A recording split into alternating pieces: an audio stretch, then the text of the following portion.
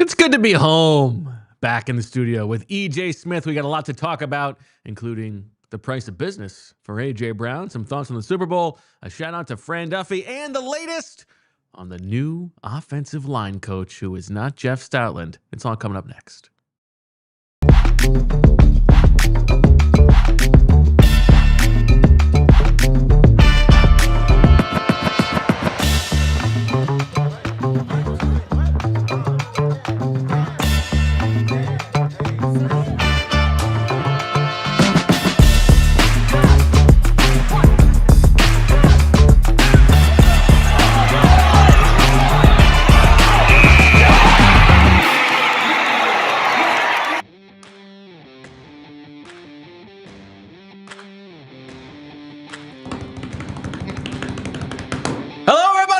And welcome to the PHLY Eagles Show on a Monday, the first Monday of a new season. Live from the Xfinity Studio and presented by our friends at Bet365 and Ashley.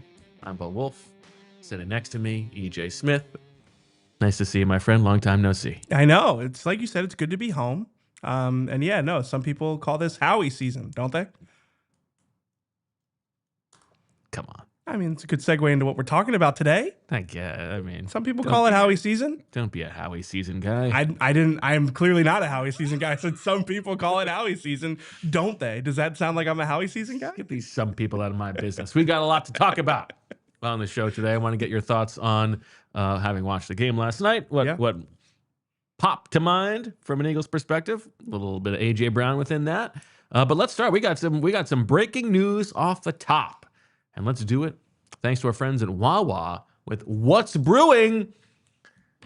Smells like a new coach, EJ. What do you got? Yeah, so the Eagles are hiring Chris Cooper as an offensive line coach. You're laughing because we had some discussion about how to pronounce the man's name. Pro Football Reference, I think, is just a little bit unclear. But I don't even think Pro Football Reference said what you thought it said. I come in talking about Chris Cooper, and you come in all haughty. Like, it was like Cooper. Well, I didn't come in haughty, for sure. Nothing about me is haughty. Pray tell it's Cooper.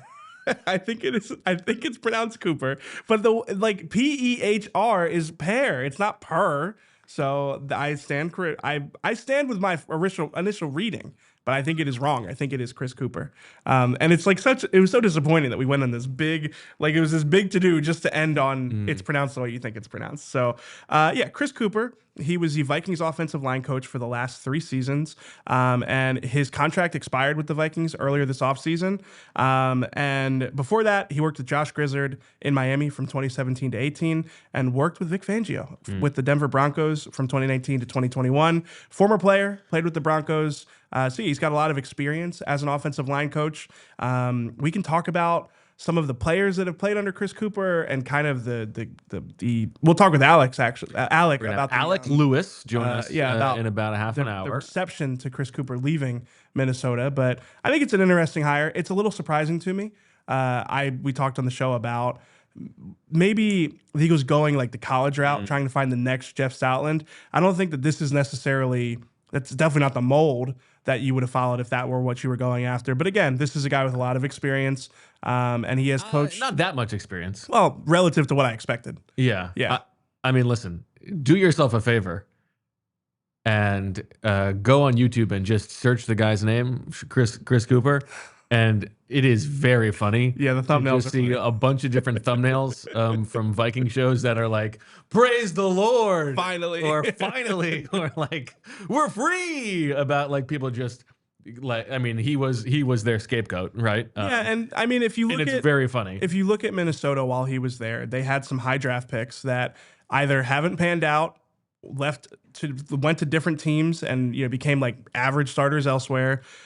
Christian Darrisaw is probably the biggest success story. Like he played better under Christian Cooper, and his struggles are mostly due to injuries. But yeah, I mean honestly, because I was looking to see what his record was with players who were drafted high, the types of players that you'd expect him to be working with the Eagles.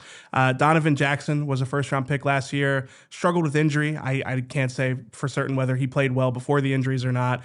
Again, Christian Darrisaw played better under Chris Cooper. And then Garrett Bradbury and Ed Ingram, they both left during Christian Cooper's time and Yeah. played, or Chris Cooper's time, it's Christian Cooper, it's Christian Parker, ended up and played, I would say they ended up elsewhere. They were in the bottom quartile of the league. It was actually 4 seasons. In all 4 seasons, in pressure rate allowed. And, you use pressure rate. I worked around pressure rate. And more importantly, sacks allowed or like sack rate. They were in the bottom quartile 3 of the 4 times, and then the one time they weren't, they were 18th. So they were never above average in the league. I think he is thought of as more of a run. We'll talk to Alec about this, but I think more of a run guy than a pass pro guy.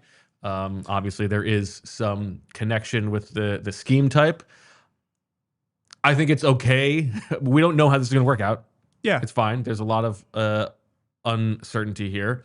There's also, this is not a long-term commitment for the Eagles. This could be, a one and done type deal. It's okay to be underwhelmed from the outside. Oh, I think so. And also just like, okay, the reason he's hired most likely is because first and foremost, he was available. Right. He's out there. And, the fact that he has cohabitation matrix touch points with I don't Vic, love that. Mannion and Grizzard is like, ooh, like that doesn't make me like him knowing these guys does not make me feel amazing about the quality. Like, I agree with you. I think we've necessarily couched that he could be great. I mean, there are some success stories in his time in Minnesota. But yeah, no, I don't love some of the. I'll be curious to hear what the selling point is when you talk to these guys. I think it's okay. I think it's this is a case where I don't know how much better the Eagles could have done right now.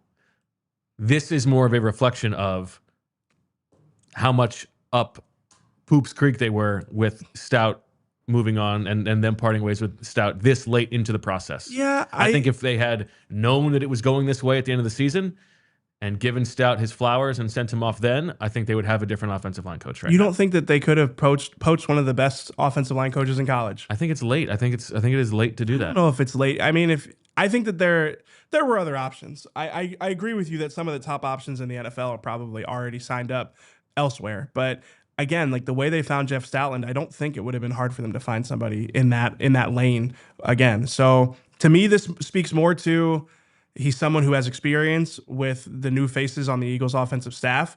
And yeah, that does give me a little bit of pause. And the other thing I wanted to mention, we'll talk about this with Alec.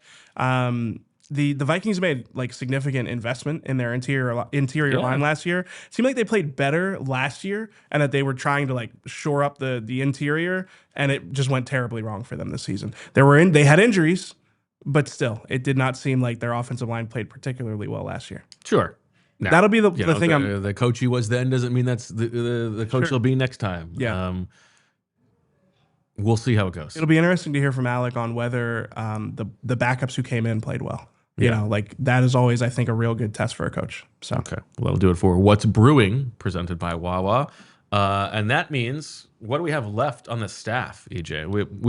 We have heard that Greg Olson is likely as quarterbacks coach, but that has not been locked down yet. So we're waiting to hear about we don't have confirmation on Jamal Singleton. Right. Yeah. So my guess is that they hire a wideouts coach and that Jamal Singleton stays on the staff. That'd be my guess. Okay. Interesting. All right, what did you think watching the game last night? Yeah, I enjoyed it, first and foremost. I've been at the last 3 Super Bowls, and this was a chance for me to kind of get back to, like, really what is one of my favorite experiences, which is watching the game at my dad's house. Get some chili. Get some. Did you make the chili or did he make the chili? My sister made the chili. Shout out to my sister. It was great. Yeah, it was great chili. What kind of chili are we talking?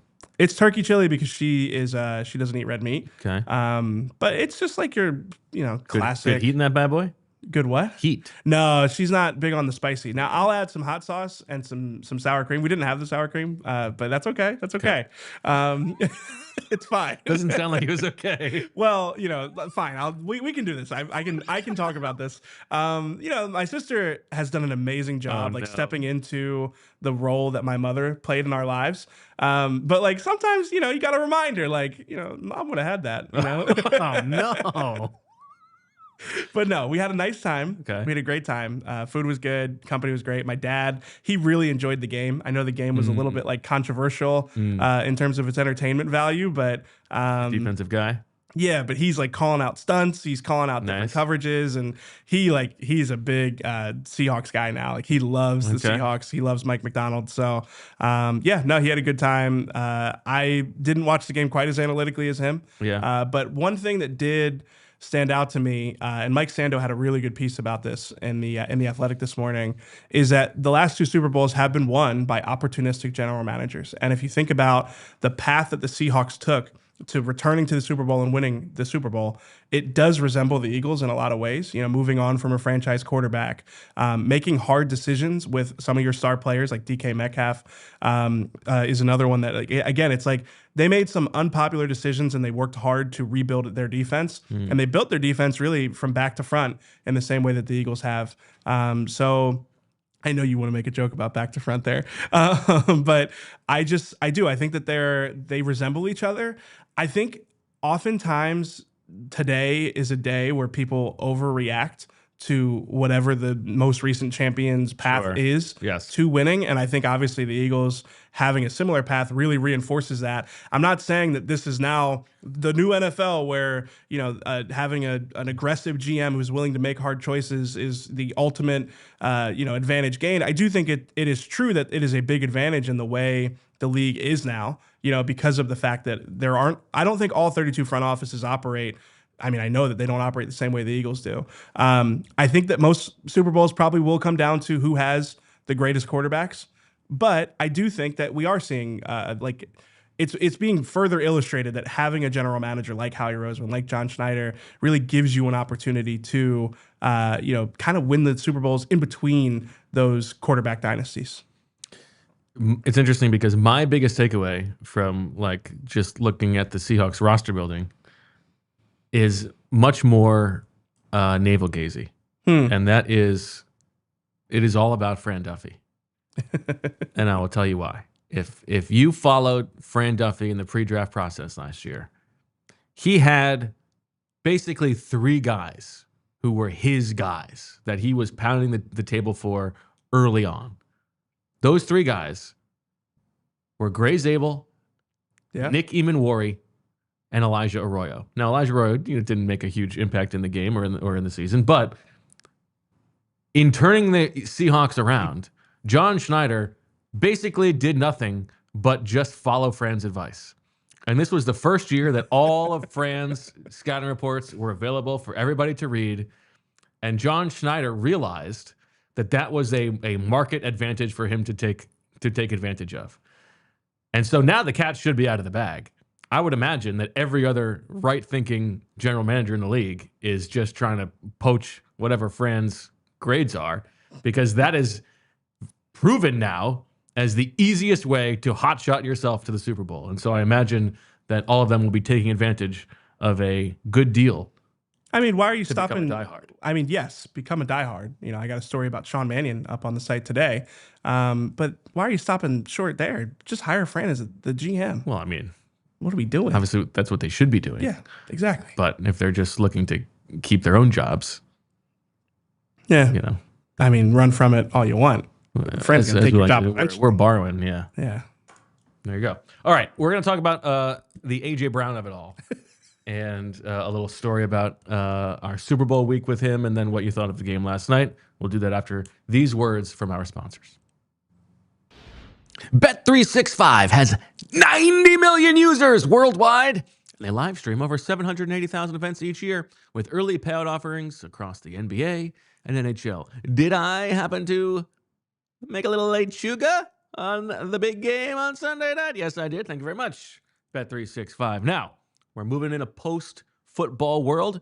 That means you can still bet on basketball and hockey, and soon enough, baseball as well. And the only place to go is Bet365 because there's breaking news from Bet365. New customers now get $200 in bonus bets when you bet $5, win or lose. Sign up, use the code PHLY365, deposit $10, and place a bet for $5 to get $200 in bonus bets if your bet wins or loses. Bonus bets can be used on the spread, totals, player props, futures, and more. Whatever the moment, it's never ordinary. At Bet365, must be 21 or older and physically located in Pennsylvania. If you or someone you know has a gambling problem and wants help, call 1-800-GAMBLER. Whether your favorite team wins or not, there's always another way to win on the BetParx online casino app. Check out brand new casino games like Huff and More Puff and Fireblaze Sky Queen, a BetParx exclusive.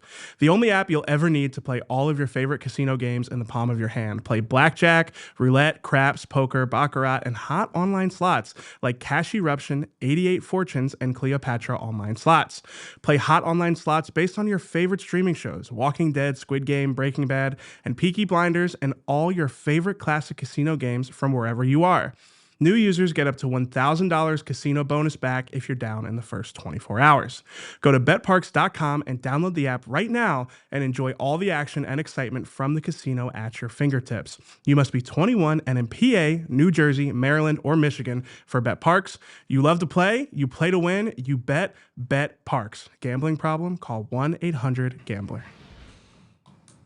All right, we're back on the PHLY Eagles podcast. Bo Wulf and EJ Smith. EJ, would you like to tell the story?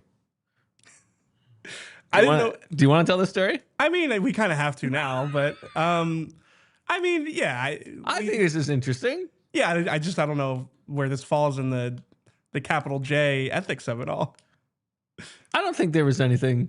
I think it's fine. We are walking back to our hotels. Yeah. After Wednesday nights. Yeah, it was Wednesday.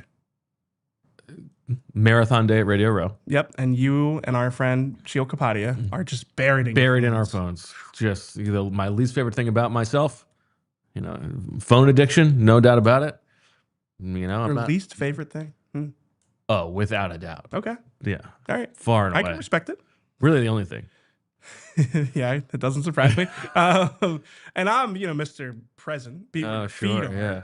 I'm taking in the scenes, the sights, and not the smells, but never the smells. And I see one AJ Brown walking down the street. Yeah, and so we're like, oh wow, AJ Brown is in town. What could this mean? I wouldn't have expected AJ Brown to be in town. I would, of all the Eagles players. And so I think both of our initial reactions were, oh, I wonder. Obviously, he's going to be doing some media. Mm-hmm.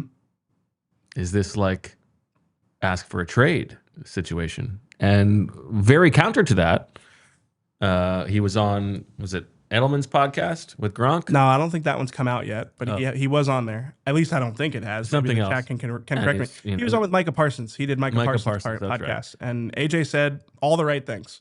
He said Kevin Patullo did a tremendous job. Said that he's excited for what's to come for the Eagles, and he made it sound like it was a we. It was not a them and me situation. Happy to be a part of the leadership group. Yeah. Right. So, what did you make of that? Do you buy that? Yeah. I don't want to be the bearer of bad news for the Eagles fans who want this to be. If you are one of the Eagles fans, it's like you heard him say that stuff and you're like, great, everything's fine. They squashed it. Nothing to see here. I hate to be this guy, but I don't think it is that simple. My read on it, and I could be wrong, but my read on it was AJ not like rocking the boat publicly is a sign that he doesn't think he has to rock the boat to get off of the boat. Like maybe it is. Maybe they squashed it, but my guess, AJ's smart. He's very smart. People, I think, are often reductive when they talk about AJ, like he is like, it's like so easy to read what he's doing. I think AJ knows that it doesn't benefit anybody for him to come out and say like, yeah, I want to leave. But that doesn't mean that when he comes on Micah Parsons' podcast and talks about the Eagles positively, that he doesn't want to leave. Yeah, I don't think he's definitely not telling the truth. I think that is possible. I think it is within reason that he thinks that Kevin Patullo that things have turned around. Yeah, and he's happy to be here. It is also, if he wants to leave, in his best interest to play this game.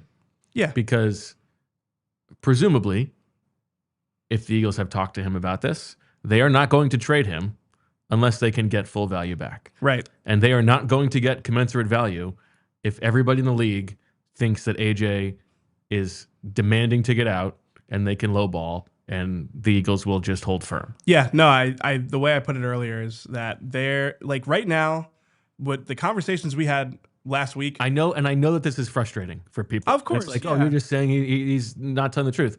And like, if both possibilities exist with the exact same information, and I know that that's like, oh, you guys are just muckraking. If you're that dumb, you maybe don't know what the word muckraking means.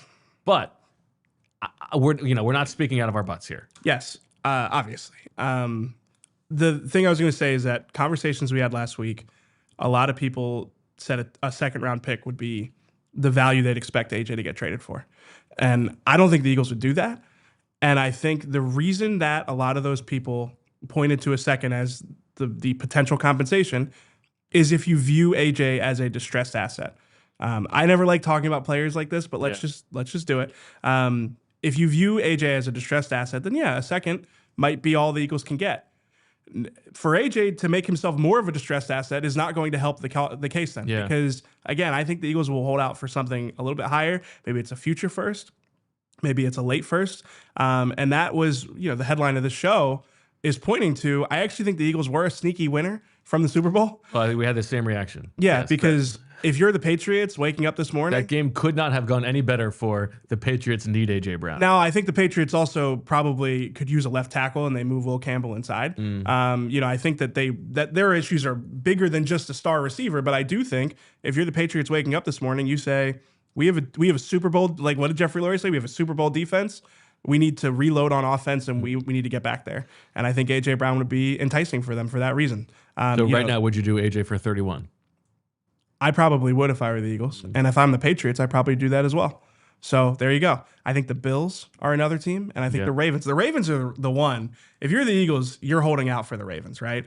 Because the Ravens are at 14 overall. I don't think that they would trade 14 overall straight up for AJ, but 14 for AJ and a fourth, a third, probably a third. Probably a third. But still, I mean, so Buffalo is at 26. I think if you're the Eagles, you were hoping that those three teams started bidding more. And if the Patriots are Super Bowl champions this morning, you have one fewer suitor. I mean, not to say the Patriots wouldn't have also been interested, but I think the urgency picks up. So. All right, we will put a pin on the AJ speculation until we have further information.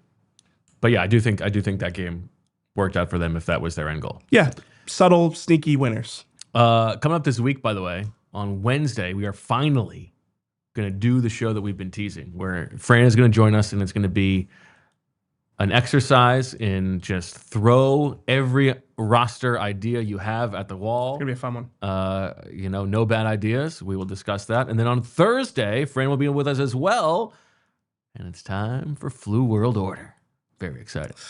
I'm very nervous about Flu World Order. Because, how many games can I lose? It's going to hurt you. No, but how many games can I lose on this show before, I'm the guy that loses games on the show? I mean, there can only be one guy who wins games on the show, so. No, there can. That's literally not true. Super chats to get to before we get to Alec Lewis. Corey Cito. Will Campbell looked like Joe Tooney at left tackle. You know who I thought he looked like, actually? He looked like King Dunlap. He couldn't look anything less like King Dunlap. His play, he was reminiscent of King Dunlap. I was trying to think, man, have I seen a left tackle that just got destroyed the entire game? Oh, that's mean to King Dunlap. What do you mean? Are you thinking of Winston Justice? No, King Dunlap was getting just torched during my childhood as an Eagles fan. Come on, I like King Dunlap. Did you cover him? Yes. Okay, maybe he was nice, but I mean, as a fan, I was very frustrated. He got a lot better over time. King Dunlap was, he really struggled. I can't believe you're caping for King Dunlap. Yeah. You're like Winston Justice, one of the most improved players I've ever covered. The guy who owns Elixir. Yeah. Shout out to Winston Justice. I like Winston Justice too. God, that coffee is that's probably my number one place I get coffee beans from. Shout out. Free ad. Mine is Heady Cup. Oh yeah. Our guy. We have an imposter in the super chat who says, interesting. Is it interesting or interesting? Oh, yeah. I've heard this. I've heard that people say I say it funny. I say interesting. I'm sorry. It's fine. I talk a lot, guys. Don't let them bat you down. No, I mean, listen, I don't say everything perfectly. I'm not going to. You guys listen to me a lot. I understand it. But yeah, I say interesting, and I say it a lot. I find things interesting. Very important question here on the super chat from Yager Lasagna, who says, thanks for a great season. Love you guys. We love you too. When do we get EJ's dad on an off-season pod? Now we're talking. I mean, I'm sure you would do it. Yeah. What's the hook? What kind of ball can we get him to talk? Well, he's a defense guy. Yeah, I mean, he's a head coach, so he knows both sides of the ball. But I mean, whatever you want. You guys should hear our phone conversations sometimes when he gets talking. It's like I always remind myself, like, he listens to me talk about the Eagles a lot, so he has a lot of things he wants to say. Yeah. And it's like, with some people, like, I'm always like, all right, like, I talk about the Eagles all day. Yeah. But with him, it's like, no, like, we're doing this. Yeah. Let's get into this. So it was fun watching the game with him last night. Yeah, we've talked about it. There's a certain kind of person who will find out what you do, and then it's like, oh, let me ask you a question about what you do. And then they're just unloading their own Eagles takes, and they don't have any interest in what you're saying. And they just want you to validate it, but then they could be saying some very dumb stuff. And, it's I usually kind of a delicate dance. I don't like to argue with people about the Eagles. So if they tell me, I mean, it'd have to be really outlandish. The only, it's funny. AJ is actually somebody that I get into arguments about a good amount, though, because I defend AJ. Yeah. I think he is misunderstood. I don't know. What are you about to say? No, I have a problem with someone who fancies themselves smarter about the thing when they have clearly no idea what they're talking about. That's shocking. I can't believe that. That doesn't sound like you at all. Like, what if I came to you and you're like a professor or like a doctorate or something, and I'm like, well, actually, not to say that I'm not, but like, just because you know about this thing doesn't mean you know about this thing. I would agree. Maybe they're just people I don't. We talk about football, like it's football. Oh, believe me, I am not thinking that we are some city on a hill. Yeah, but are you ever disappointed when people don't want to talk about the Eagles with you? No, what a delight. No, like they don't even find you, like they don't find what you do interesting at all. Yeah, I guess I had a friend who didn't know who Jalen Hurts was, and like when he asked me who Jalen Hurts was, I was like, oh, you're so special. Like I love you so much. It's great. All right, we're gonna go to break because on the other side we're gonna bring in Alec Lewis, who covers the Vikings for The Athletic. He's going to explain to us why it is that Vikings fans have been throwing a parade that Chris Cooper is no longer their offensive line coach. What can the Eagles expect? Stay tuned to find out. Hey, EJ, what's your favorite hard tea? Everybody's got one, but the thing is, most of the people don't turn the and read what's inside. Some people can't even read, period. But you can have it all with Crooked Tea. Crooked Tea not only tastes good, but it's brewed with real USDA organic tea for real flavor with zero sugar. No fake junk hiding behind the label. What you see is what you drink. So the next time you're at the store, flip that can over for real. If you can find the ingredients, just put it back. Then grab a Crooked Tea. Zero sugar, real tea, and fully transparent. You know it, Philly. Real recognizes real. So why drink the fake stuff? Crooked Tea, the only thing better. Strip sack in the Super Bowl. You know what I mean? Visit crookedtea.com. Do you really want Jalen Hurts returning punts? What about Devontae Smith playing nose tackle? Of course not. It's not worth the risk, time, or money. You keep your stars focused on what they do best, and the same ideas apply to your business.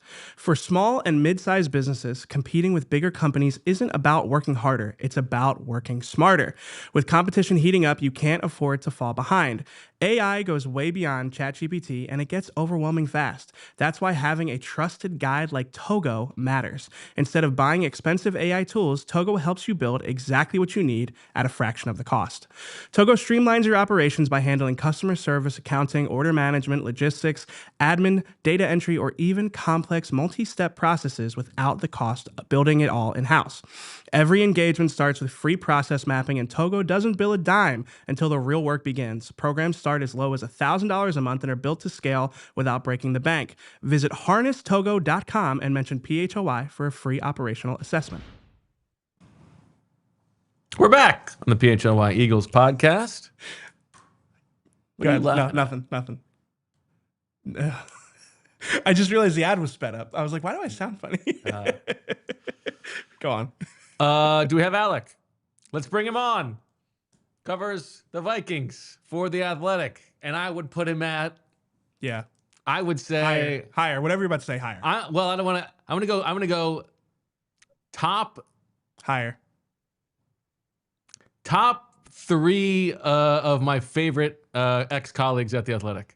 I think he's got to be higher. But this way, nobody knows who the other 2 are. Okay.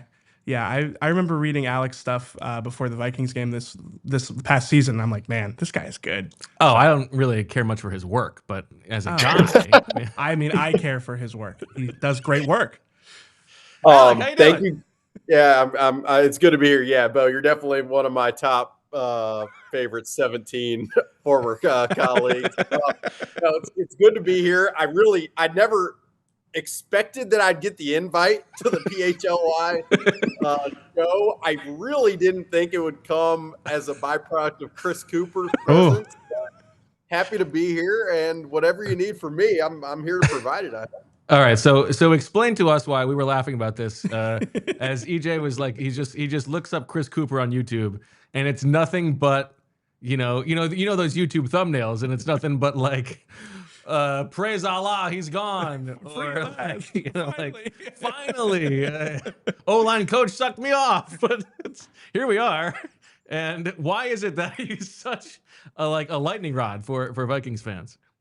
Yeah, I mean, the Vikings offensive line over the last 4 years has been terrible. I mean, I think that's the easiest way to begin and frame it. Now, how much of that is a result of Chris Cooper? It gets murky when you're trying to evaluate and analyze things. And I think, as you guys know very well, fan bases are often looking to someone to point to and blame things for. And so I'm really personally fascinated to see when you plug Chris Cooper into an entirely different environment with different players, a different scheme, different personalities, like what will it look like? Like, I'll say this about Chris Cooper. He was very respected by the players.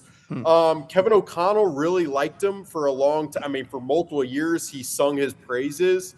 And then his contract ran out at the end of this season, and it was pretty clear that they were going to move on. Now, that's a kind of a rosier view. I'd say the reason you see a lot of those thumbnails is because the pass protection has just been pretty putrid. And there were a lot of changes made on the offensive line, different guards, a different center, tackles in and out. There's a lot of factors at play. But in the end, if Chris Cooper was an offensive line coach at the level of Jeff Stoutland, he would still be here for a team that needs the offensive line to be much better into 2026. Yeah, I wanted to ask you, Alec, about the moving pieces. From an outsider's perspective, it does seem like the Vikings have had to deal with a lot of injuries up front, but I always think it's a good indicator on how the position coach is managing the room, how the backups perform when they're called upon. So how would you say some of the reserves have played over the last few seasons under Chris Cooper?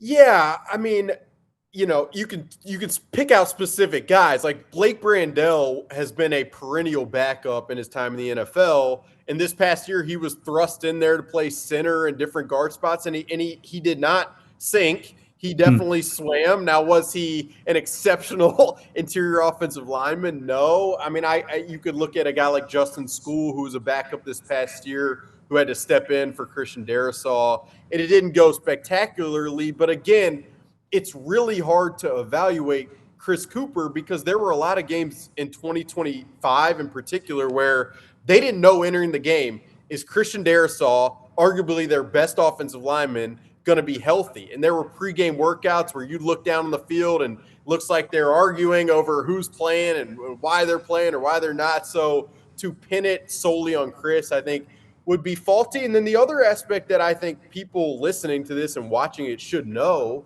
is that the Vikings are a pass-first, pass-heavy operation. And so with a lot of deep drop concepts. And so there was often a difficulty in evaluating, is pass protection struggling because the guys are losing or because the pass concepts are so deep that it's asking a lot of guys who may not be able to, protect for that long. And so, again, for me, just looking at this from afar, it's an experiment of sorts of like what happens when you put a guy who was dinged often for the offensive line's performance in an entirely different system and environment and play calling sequence style that Sean Mannion will have. The things that they struggled with in pass pro, was it a lot of missed assignments on handling stunts and twists, stuff like that? Was it guys just getting beat one-on-one? And then also, does he get any credit for Darrisaw's ascent to like superstardom, or did that completely precede him?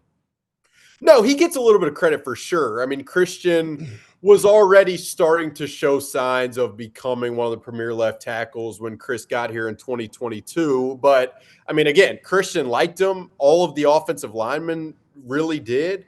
And so, I don't think you can remove at all Chris's influence on what Christian Darrisaw has been able to do. As far as what they struggle with, I mean, this isn't probably going to, I don't know if the PHLY viewers are going to love this, but yeah, I mean, in 2022, 23, and 24, it was a lot of stunts and twists. There were also some quick pressures, specifically on the right side with Ed Ingram, who was drafted in the second round.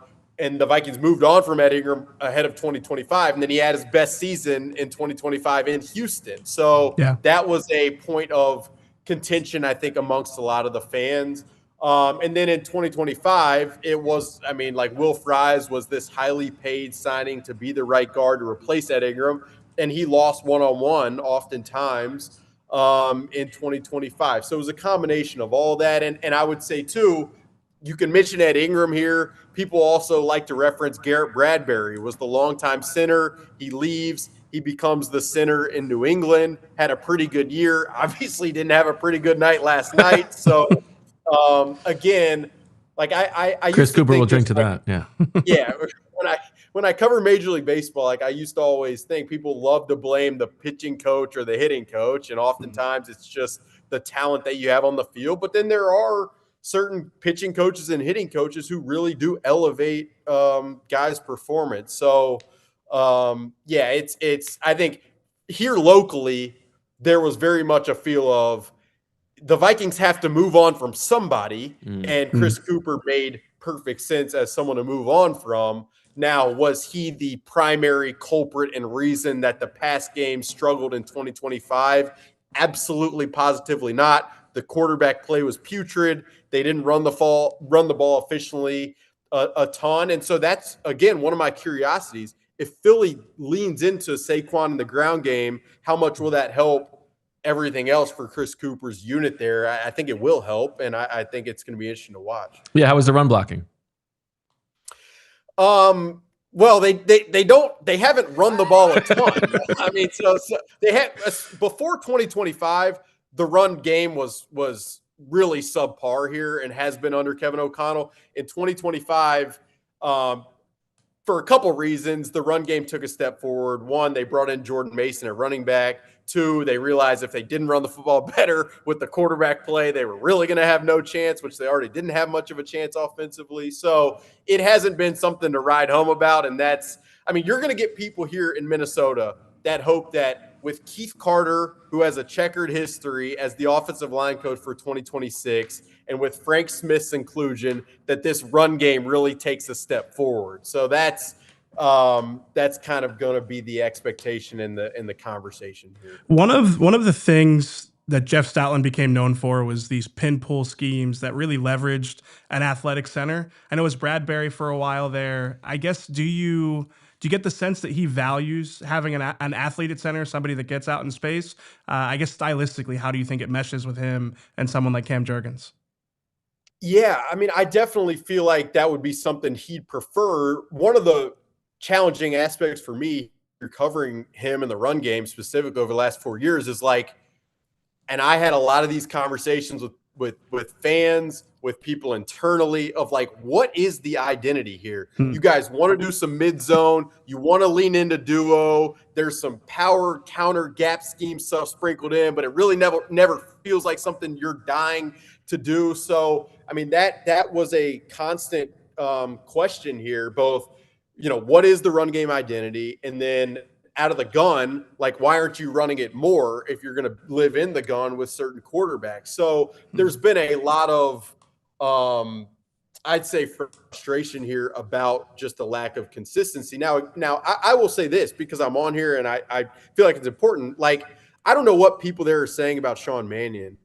Everybody I've talked to who have spent time around him here really think he is a sharp guy and that he can manage and handle the circumstances there. Now, I don't know how to wade into Sirianni's influence and how all of that will play out. I'll leave that to you guys, and you can, Crooked T. That's why they have you guys here to endorse them. But I mean, I do think with Sean, you're going to have someone who will have a shared language in Chris Cooper, and that should probably help him. Now, I don't know if it would help him as much as having the best offensive line coach in the NFL would be in Jeff Stoutland. What kind of like personality are we going to get in Chris Cooper? This is what I wanted to get to. Yeah. What am I expecting in this? Are we getting a yeller, like an MFer going at guys? Or is this hug him up? What kind of style are we going to get on the practice field? Yeah, I think more of a hug 'em up style is Chris Cooper's tact. I mean, I don't think I've sat with him for multiple interviews. I remember, I don't really care to say this, but in 2022, I had this great idea in my first year covering the NFL I'm going to watch some film with the offensive line coach. He can point out some stuff. I'm going to learn some stuff from it. And he just was having no part of it, did not want to give away any secrets and was not willing to be very, I don't know, like, I don't think he respected my knowledge enough to want to really dive deeply, which I totally understand from his perspective. So my impression of him was always. Wait, so hold on. Did you start doing that story, or he like shot the story idea down? Oh no, I did the story. You sat down for the story, but he didn't play ball. Exactly. Yeah. And he didn't play ball probably because, again, like, my questions on that's Christian on you. Air You gotta that's on you. You gotta get him to play ball. No doubt. But his willingness to sit with me, I think, and I will say this on a serious note, like, we sat down multiple times over the course of the last 4 seasons, and he was always, I mean, easy to talk to, forthcoming. He's not, I don't think, ever going to be the one walking off the practice field seeking out media members to talk to. It's just not his nature. He's a former player, played a long time in Denver, and was schooled by Mike Munchak. And so that unit and that group always was a very kind of tight-knit, together, we don't need to be out in the media type of operation. And so, I wouldn't expect him to be the most loquacious personality off the practice field, but he's a good guy. I think he knows knows what players want and how to treat players because of his past experience. I love this story of the story. I like to imagine you going through the tape afterwards, like listening to the audio and then figuring out, like, early on, you said something that totally soured him on the entire process, and then just kicking yourself. It's always a terrible feeling as a reporter. It was like, I mean, I remember it was probably like week 4. I just moved covering baseball, and I'm looking at all 22 film, and I'm like, all right, I'm going to do something on Christian Darrisaw taking another step, and I'm like, so what do you see here? And he's like, and it was just not. He wasn't verbose with providing me a lot of intricacies that I thought would be the detail that would generate 150 subscribers for that story. It definitely didn't result in that, but I gave it my best shot, and I obviously haven't forgotten it. Good on you. Yeah. Go ahead. I've got a silly one. I mean, the guy can't like bake cookies, can he? Because that's a big void left by the Stoutland family. That like the. Well, he's not cooking them. It's his wife. Yeah. So maybe does he have a connection that can provide the familial feel? And so the question here, Alec, is scouting report on his wife's cooking abilities. No. Yeah, I like to think of myself as very versatile from a reporting standpoint, but that was not something that I ascertained over the course of his 4 years here. I will say this. I mean, look, you guys are really searching deep on Chris Cooper, but his kids played flag football with Brian Flores' kids. Okay. They were close. And I think a lot of the staff respected him. I do. Chris Cooper's experience with Brian Flores should help them from a how to handle every blitz in the entire playbook standpoint. But as far as the baking portion of the reporting, it was something that I wish looking back, something that I'm going to regret not digging deeper on. Now, Alec, I have to tell you, 2 weeks ago, Matt Schneidman joined us to talk about his scouting report on Sean Mannion, and he joined us from the lobby of Lambeau Field. Great backdrop. So I do need to ask you, it looks as if you are in the bathroom of an insane asylum. What is it exactly that we have here behind you? Kind enough to join us, and here you are. I'm in my apartment. Yeah, I'm not at Lambeau Field, but you know Matt Schneidman. I mean, he's always out at the highest level, doing it on a consistent basis. Now I'm in my apartment. I'm here working on a story on how the Seahawks supported Sam Darnold better than the Vikings did in 2024. Yeah, I'm actually curious about that. What is what is like the we let him get away feeling there as Darnold wins the Super Bowl? So I went to get coffee this morning here locally, and I got back to my apartment, and the maintenance guy at my apartment, I just got up the elevator. He's like, "So we should have kept that guy, huh?" I mean, he knows, I mean, we've chatted before, but yeah, I think people are extremely it's a classic Vikings type of feel where this team has never won the Super Bowl, and last year after losing in the first round of the playoffs to the Rams, you let the guy out of your building and he wins the Super Bowl for the Seahawks. It definitely does not sit well with people. And I mean, you guys will know, I mean, 2 weeks ago, Kwesi Adofo-Mensah, the GM, was fired. And so there have been... Can't be taking paternity leave. I mean, not in this business. I've heard that was a subject worth conversation for a lot of people. But no, so the ramifications of the Vikings' decisions of last spring have obviously warranted some serious accountability here. And the Vikings find themselves where they seemingly always find themselves, where from February to April, the cycle of the Vikings fan is to assess who the next quarterback is going to be or whether or not they're sticking with the previous quarterback. So I will have probably 90 mock scenarios to generate more subscriptions over the next month as we do here. Awesome. We look forward to it. Alec, thank you so much. Yeah, this was great stuff. Thank you, Alec. Appreciate it. No, I appreciate you guys having me. Thanks for the really kind words of being in the top three, Bo. I appreciate it. And yeah, I'm looking forward to watching Chris Cooper up there more than most probably. So I can't wait to see what he can do. Where can our listeners who are now smitten with your presence, where can they follow you? Yeah, theathletic.com, where I do my day job. And then I have a podcast because I'm a human being and we have to these days. White guy. I mean, what else are you going to do? Under the very creative name, The Alec Lewis Show. I mean, I really... That's good SEO. That's great. Yeah. It's good SEO. And if you ever get a job covering a different team, you don't have to, it's not the Vikings show. This is, That was a thought, Bo. I mean, and that's why you're as astute as you are. But I think at this point, having covered this league for 4 years, the idea of going somewhere else and doing this all again it's cumbersome. So thank you guys for having me, and I'll tune in and send me some crooked tea. I'm curious now. All right, we will bring some to the combine for you. Thank you. All right, thank you very much, Alec Lewis. Back with more on the other side here on the PHLY Eagles podcast. What if you could have reliable and intelligent Wi-Fi? And what if you could keep it at the same price for 5 whole years? That's the Xfinity 5-year price guarantee. It's Wi-Fi that makes everything in your home work together. It finds and fixes problems before you even notice them, like super intelligent Wi-Fi with a 6th sense. And then it lets you stream the game even when your whole family is online. Just picture it, all your devices working in perfect harmony for 5 whole years. And here's the best part. No annual contracts, no hidden fees, and Xfinity's best equipment already included in the price. Take it from me, a lot can change in 5 years. Championships are won, records are broken, dreams grow bigger, but your Wi-Fi, that should stay reliable, and the price should stay put.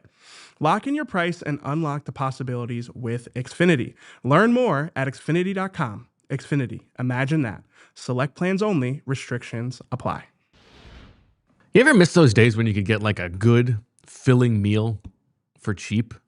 It doesn't happen a lot anymore. Now, I've told you about Wawa doing their part to rectify that in the mornings with their great big breakfast meal deal for just $5. How you can get any sizzly, any hash brown, and any coffee, hot or iced, for just $5. But guess what?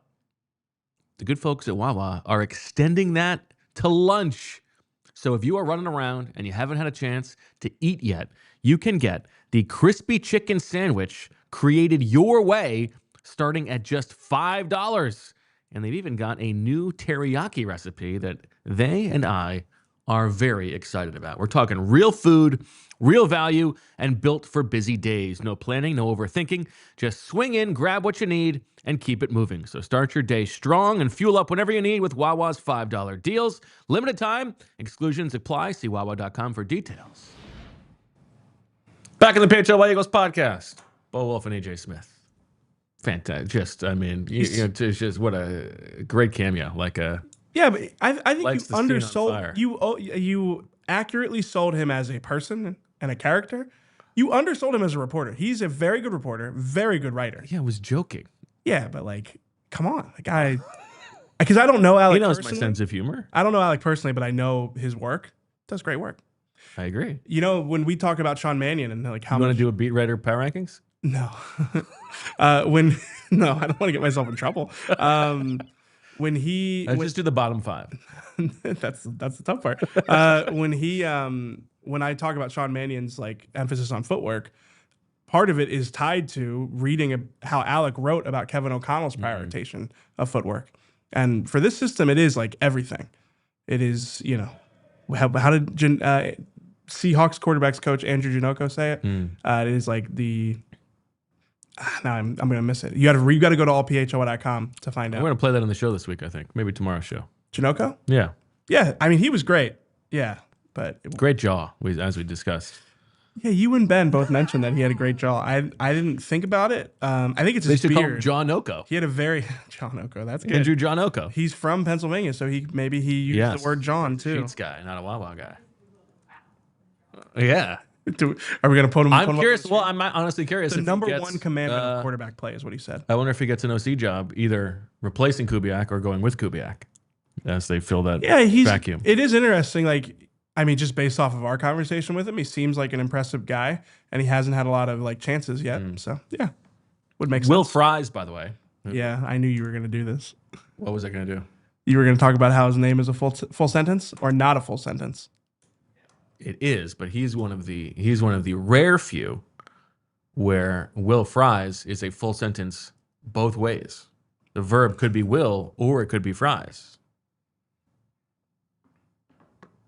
Okay. So he's in very select company. Good for him. Not a good player, but Will Fries. Yeah. Will Fries. I'm sorry, I'm not selling this for you. You don't need to. Yeah. I think you like that I don't. The beauty of brevity is that it's two words and 2 different sentences. Honestly, could be more along the lines of like 4 or so different sentences. Joe Rockhead said is not a fan of fries. Must be nice. What? I mean, it must be nice if you don't. Imagine if you didn't like fries. Be so much healthier. Yeah, but you're depriving yourself of one of the great joys in the world. Do you think that fries are in the tier of food that's like you can't actually dislike it? It's biologically impossible to dislike. Yeah, I don't really believe that anyone could dislike fries. That's my thing. Certainly, there is a fry type varietal for you. Yeah, I feel that way about pizza. Now, listen, if you have a dietary restriction, that's different. But yeah, if you just don't like the way pizza tastes, it's like. Who are you trying to about impress? that? Yeah. Like, I don't know how that's possible. I mean, how about just bread and butter? Yeah. Solid. Again, dietary restrictions aside. Want to be respectful here. Yeah. Bread and butter with like the little sea salt on it. Man. Fran Duffy, never heard of him, says Will Fries famously can't play center. Could never be in the middle. Fries always have to be on the side. Oh, boo. That's terrible. He's been watching for 55 minutes, just waiting for the right opportunity. I mean, to drop something. Let's be real. Not Fran's best work. I think that's pretty good. I mean, it's not quite winning the Seahawks the Super Bowl, but it's pretty good as far as comments go. Fran should be a GM. Probably should not. I mean, essentially was the de facto Seahawks GM. Bad jokes. Yeah. He should be. I think Fran is smart enough to be a GM. I've said it many times on this show. He belongs. Okay. All we got to do now is make billions of dollars and then go buy a team. I mean, we. By the way, speaking of which, that hire him, I think he'd be qualified for any of the jobs. Speaking of which, what? I know that there's a lot of talk about the halftime show, and the Super Bowl is a family event. A lot of rump shaking going on. Is that appropriate? And that's all well and good. To me, I find that wonderful, and I think it's good. We got to share the culture. I am with children. so nervous right now. That is one thing, but I'm sorry, it goes too far when in the trophy presentation we have the commissioner of the National Football League, Roger Goodell, going very deep V, exposing his chest to the billions of people watching around the world, many of them children. I'm sorry. Shame on you, Roger. That is absolutely inappropriate. You and Roger, man, you guys got to hash this out. We should have him on the show. We should have him on the show. Roger Goodell, I challenge you to a button-off. You versus me, an interview. I ask a question, I unbutton a button. You answer a question, you unbutton a button. No, and you want him to button up the shirt. No, I'm going to challenge him. I'm going to unbutton Roger Goodell, and we'll see who blinks first. The gauntlet has been thrown. All right. I feel good about the way that this went. I was worried for a minute there. Okay. I thought it was a good halftime show. I had fun. Yeah. Saw my boy Pedro Pascal. Yeah. that guy is everywhere. That guy is everywhere. Yes, I would agree with everything you said. Lindsay, you like a Ricky Martin? What? Yeah. Why do I need to know? Like, what is Ricky Martin known for? Living La Vida Loca. Oh, that's him. Yeah. Okay. All right. That's like that's all he's known for. I like Ricky Martin then.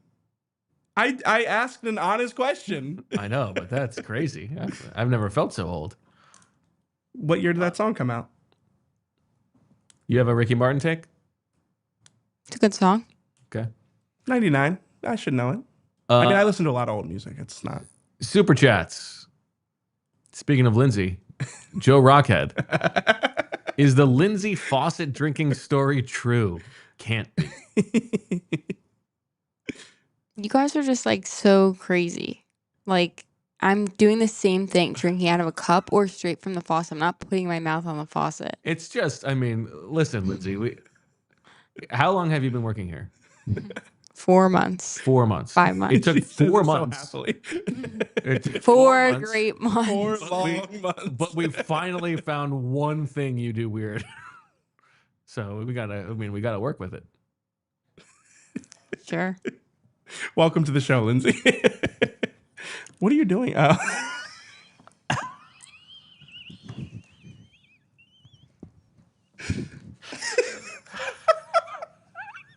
was pretty good. Oh man. It's good stuff. All right. We're seconds away. Wrong. No. Well, I'm not wrong. I'm just I guess certain amount the of world seconds. is seconds. Why don't we tell them what we're going to do tomorrow? Okay.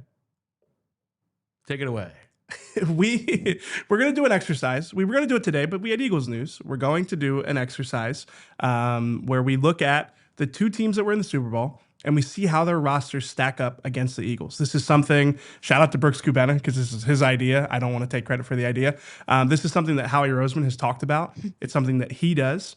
Each offseason, he's obsessed with the teams that make it to the Super Bowl. We're going to do that tomorrow. And I'm excited for that exercise. I think it's going to be instructive. I'll give Howie credit. He has always said that like John Schneider is the other best GM in the NFL. I think he's respected John Schneider. Yeah, they seem close. Yeah. Yeah, I think they're similarly wired. Howie hits him with the "Hey, buddy" at the combine all the time. Hey, buddy, stay tuned for overtime.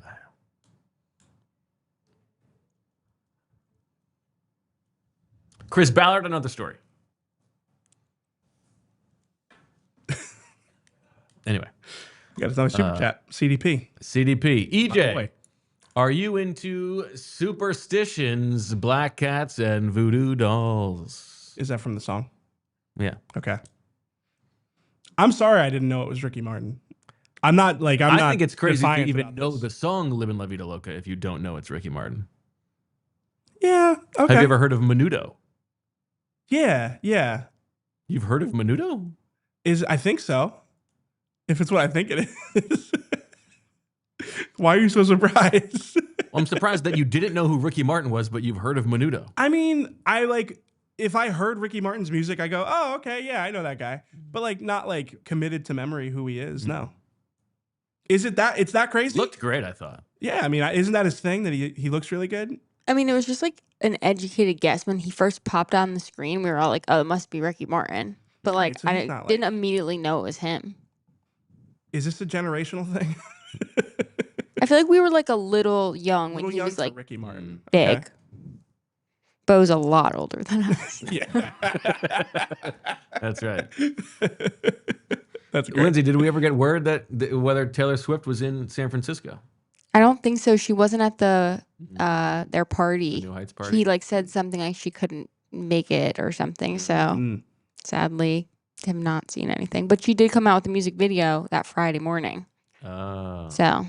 Yeah, Lindsay was watching that thing on the plane.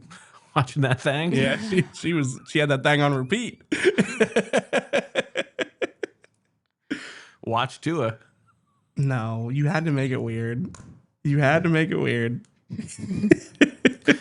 reminds us.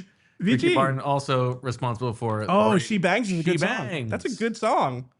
So I like Ricky Martin. It's my guy. Oh. Now that you know She Bangs. Not gonna make it weird. I like that song. Did you listen to the new J. Cole album? Of course you didn't. No. Well, it starts. The first song is it's like a snippet of a James Taylor song. Okay. And I legitimately, for the entire song, was like, where do I have another web player open on my thing? Because there's no way that it starts with a James Taylor song. And I really like James Taylor. Yeah. Me and my wife's first dance at our wedding was a James Taylor song. Which one? You've Got a Friend in Me. Okay. It's a nice song. I know it kind of sounds weird for a wedding, but it's a nice song. It's got a good message. You've Got a Friend in Me. But anyway. But what was your wedding song? Yeah, what was your wedding song? Our first dance was I Could Write a Book. By? It's very on brand. It's I think Harry Connick has made it famous, but it's Give us a little snippet. I don't know it. No. You love to sing. You do love to sing. Yeah, when it's my idea. Okay. Well, let me finish the story. Friend. So it's like a James Taylor, Yeah. Caroline on My Mind. Great song. And then there's just gunshots at the end. Whoa. That was the song then. Okay, got it. Yeah, I agree with. Wow, J. Cole getting hate in the chat here. I think the album. My take on the album is that J. Cole, as a lyricist, is great. I think him producing his own music is letting him down a little bit. The beats aren't great. The music isn't great. It's like the actual rapping is very good, but the art of like the act of listening to it, it's fine. It's not his best work, I think, because he's producing his own music. He needs to like get someone to produce the music for him, I think. Important pedantic distinction in the chat. There's a difference between you've got a friend and you've got a friend in me. You've got a friend is James Taylor. You got a friend in me is Randy Newman. Yeah, I didn't say in me. Oh, that's what they said you said. I don't think I said you've got a friend. Shame on you. I like that chat. song. It's a Toy Story song. Yeah. Ethan wants to know, he's a fellow this our coffee Ethan? guy. I don't think so. Okay. He wants to know what your coffee setup is because you're very. This is a great show for me. Okay. Like the chat's buttering me up today. I guess I maybe am a little embarrassed at the stuff we have at this point, but it's fine. Whatever. We started with the Breville. I think it was the Barista Pro. Shout out to Olivia Reiner. She's got my Breville right now on loan. Must be nice. Yeah. I think she knows. Whatever. I think she knows it's on loan. Okay. She's enjoying it though, so that's great. We replaced that on Black Friday. We've got like a real big boy setup. So we have a Mazzer grinder, and I told you. Debbie Mazzer? No. I think it's made in Italy. It's a very nice grinder, and it was the ones that they used. It wasn't the one that they used in San Fran, the free coffee stand. Making coffee over here.